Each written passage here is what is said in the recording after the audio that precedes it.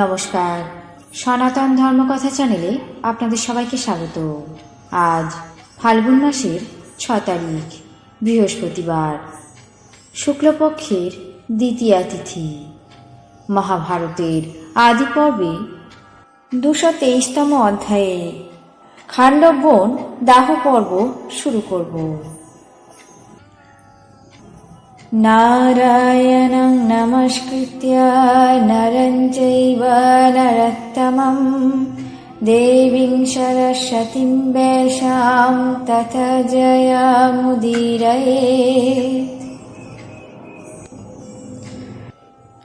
রাজা শ্বেতকী সমস্ত যজ্ঞীয় দ্রব্য সংগ্রহ করে তিনি পুনরায় ভগবান শিবের সামনে উপস্থিত হয়ে বললেন, হে ভগবান, যজ্ঞীয় দ্রব্য সম্ভার এবং সমস্ত উপকরণ সংগ্রহ করেছি।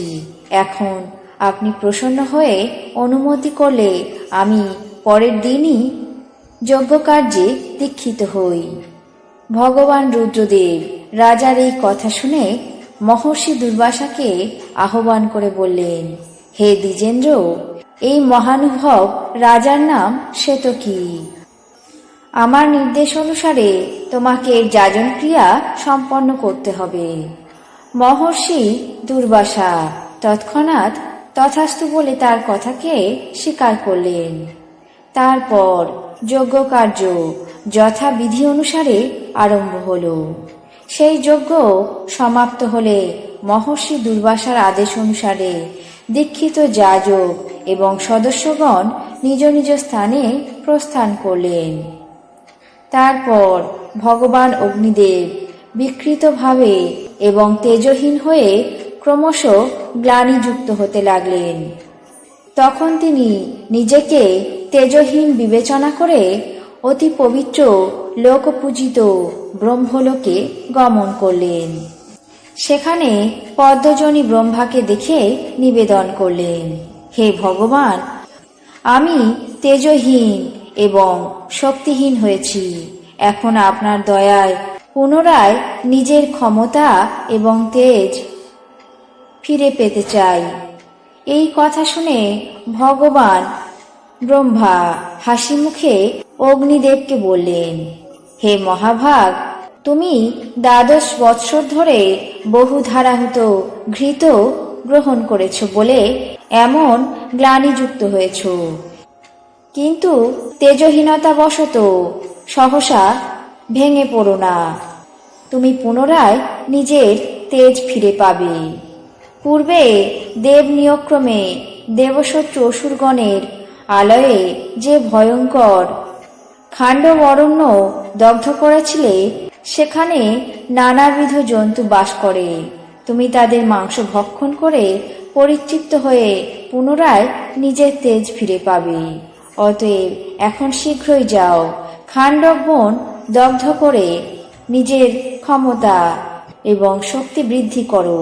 তাহলেই অবশ্যই তোমার গ্লানিরূপ পাপ শীঘ্রই মুক্ত হবে।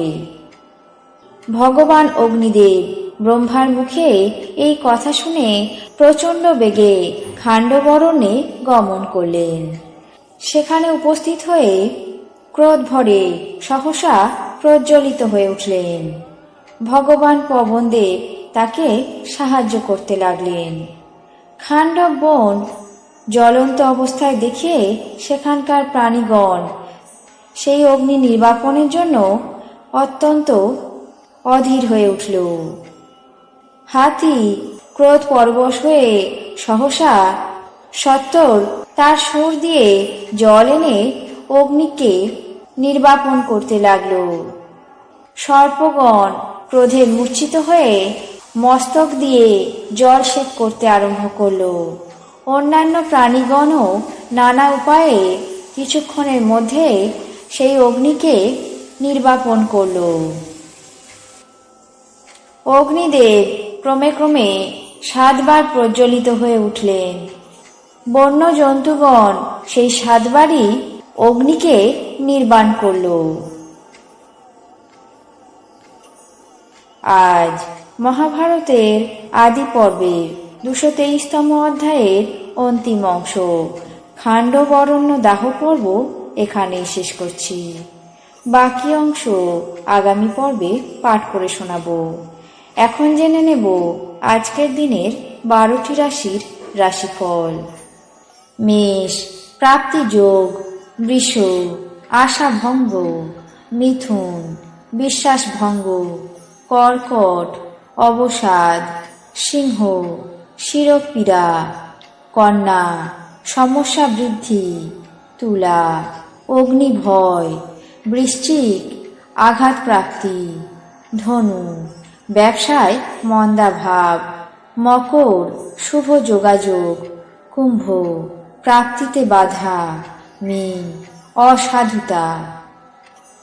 এই ছিল আজকের দিনের 12টি রাশির রাশিফল।